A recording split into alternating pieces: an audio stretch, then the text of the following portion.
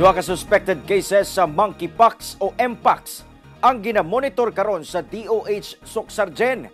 Busa nagpahimangno ang buhatan nga kung mamahimo tumanon ang ubang health protocols aron malikay sa takdanay. Ani ang report. Gibutiag sa DOH Socsargen nga duha ka suspected cases sa monkeypox o mpox ang ilang ginamonitor sa riyon. Sumala pa, nakasinati og rashes ug hilanat ang duha ug sa karon gi-isolate na.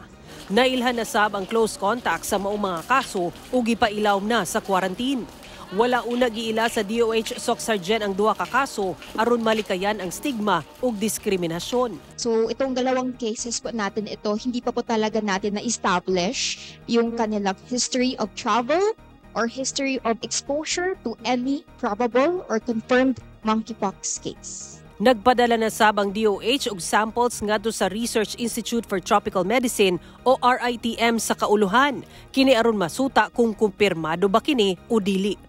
Ang monkeypox usa ka infectious disease gikan sa unggoy ug nagsugod sa nasod Africa. Nakakahawak via direct or intimate contact. So sa simpleng paghawak, so hawiranay, halukanay, hugging, kissing, so pwede ta matakdan. And even if nahawiran nato itong mga butang, mga surfaces kung asa gikan itong mga infected individuals naton, pwede gihapon ta matakdan. Sumala sa DOH, bisan matud pa dili kini airborne, ang respiratory droplets sa usa ka infected individual posibleng makatakod gihapon. Lakip sa sintomas sa mpox, mao ang hilanat, sakit sa lawas ug ulo, dunay lusay ug butlig o rashes. Hinuon daling makarecover ang pasyente, gawas lang sa mga immunocompromised.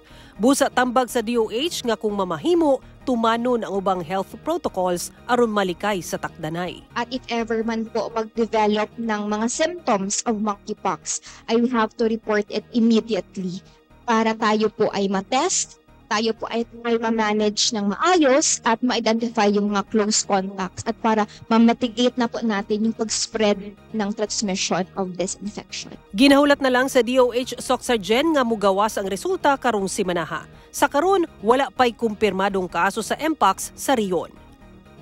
Ako si Sara Hilomen Velasco para sa One Mindanao.